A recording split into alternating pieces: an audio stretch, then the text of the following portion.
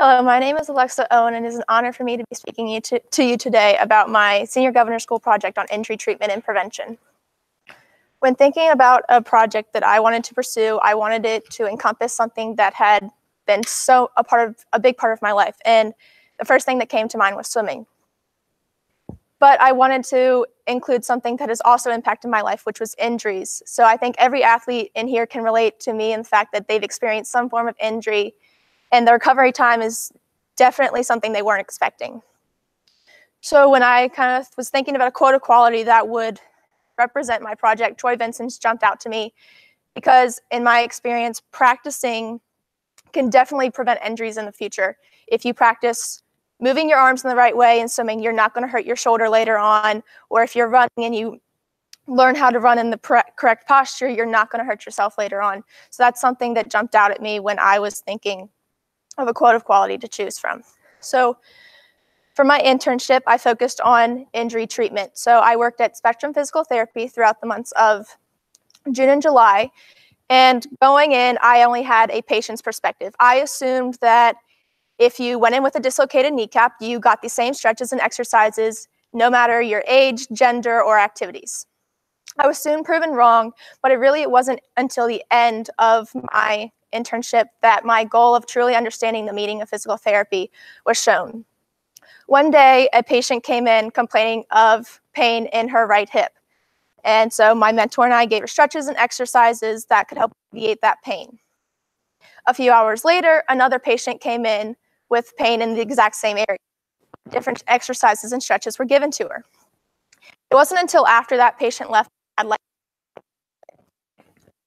that physical therapy was about connecting with the patient and understanding what they did in their everyday lives and how it impact their injury and how the treatment process would change. So the first patient that came in was a runner, so she had more exercises that would build the strength in her hip so therefore she wouldn't hurt as much when she ran. But the second patient was an older lady, therefore was more stretches and being able to increase mobility. And the person that really helped teach me all of this was my mentor, Amanda Perry. Ms. Perry is the clinic director of Spectrum Physical Therapy, and she has been a part of the American Physical Therapy Association since 2011. She has also worked with governor school students in the past, and so had a basic understanding of how to get around the hip allowance and give me the best possible learning experience without actually being able to work with the patients as I am under the age of 18. And so I actually was able also to talk to her about my research topic, which was injuries in high school athletics and how she thinks physical therapy should be more involved with athletic training because that could definitely help prevent injuries later on in life and help speed up the treatment process in high school sports. But for my community service, my mentor was Miss Jennifer Thorpe, and she is a gym teacher here at Louisa County High School, but she was also a swimmer in college, has set up swim clinics before, and also worked with governor school students. So she also had an idea of what I needed to get out of this project. Her guidance helped me better understand how to communicate with the Parks and Rec directors to help set up my swim clinic and help me learn how to professionally communicate with them and understand that communication wasn't going to be something that was quick, but that's something I would have to wait for. And so for my community service, I set up a swim clinic with the help of Ms. Thorpe. I had two goals going into my community service. The first was to use the buy a ticket, give a ticket program that I had established. Now that program was set up to help financially underprivileged children in Louisa County attend the swim clinic without having to worry about the cost of it. So for every child that purchased a ticket would be set aside for a child that could not afford it, and those were given to children with free or reduced lunch. So my goal was to have one child attend the clinic and use this program, and I did accomplish that goal. One child of the 13 that attended used the free ticket, which I wish I could have gotten more, but I am glad that I could help one child in the community gain the confidence around the pool that so many children lack and their parents lack as well. My second goal was for the whole entire clinic was to help the children as well as their parents become more comfortable with their children being around a pool. To be a place for kids to go have fun and jump. It shouldn't be a constant work for the parents nor the children happen to them.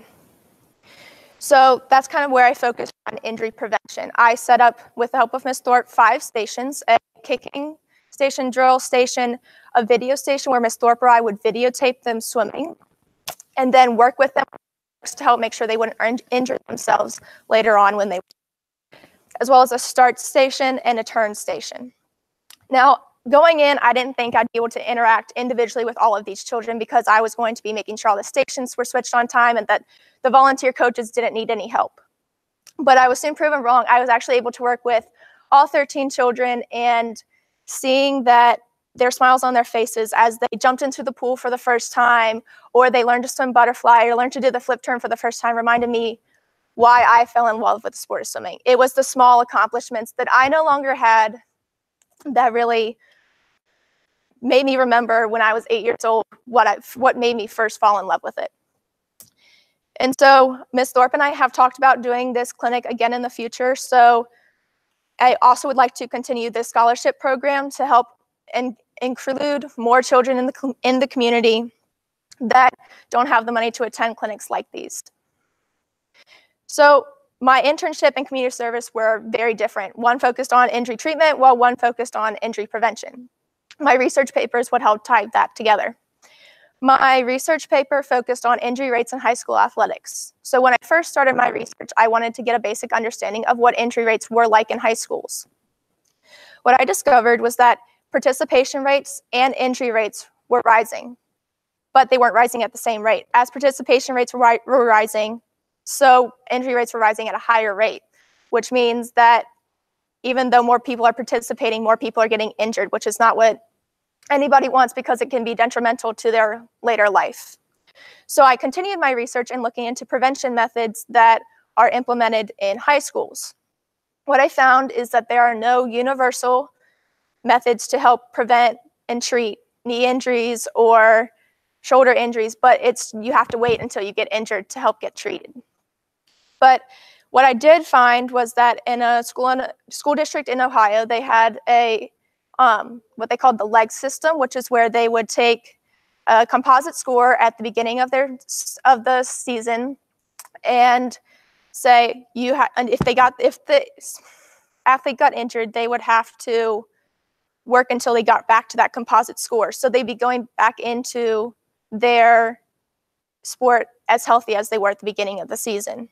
And sometimes the research showed that children couldn't get back to that point because they had hurt themselves so bad, but the good thing was that they didn't go back into their sport and end up hurting themselves more. And so my personal impact was that I learned how to communicate better with professionals.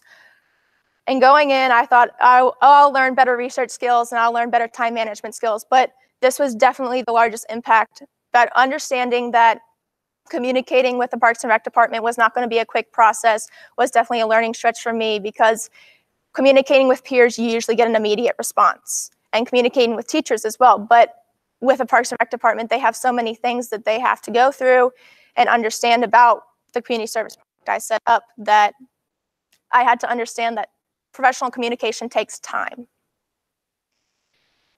And so for my future plans, I will either be attending the University of Virginia, which I was accepted to earlier this month, or the College of William & Mary, which I am still awaiting from. And I hope to pursue something with neuroscience, as that has impacted my family and has just always been an interest to me. I would like to thank Ms. King for helping me as well as my whole class with anything they ever needed for the Governor's School projects. My mentors for giving me the freedom I needed throughout my project to make this project my own, as well as my parents for supporting me and helping me throughout high school and everything. And are there any questions? Yes. What age group?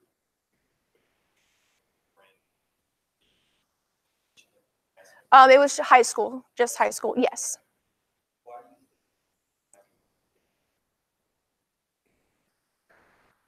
There's usually only one athletic trainer per school, so that athletic trainer can't attend every practice. They can't be in 5 places at once. So they can't help a coach while they're at football, but also be helping a person with fall ball. So having more people, having more athletic trainers in the school system would help decrease those injuries, because there'd be something watching someone watching to make sure they didn't get injured. Yes.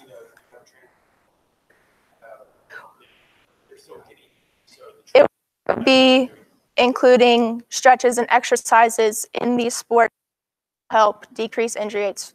For example, for swimming, it's a lot about building your upper body strength to make sure you don't hurt your shoulders, or a lot of breaststrokers hurt their hip because of the motions that they have to do. So it's about building muscle and training their muscles in the right way so they don't get hurt.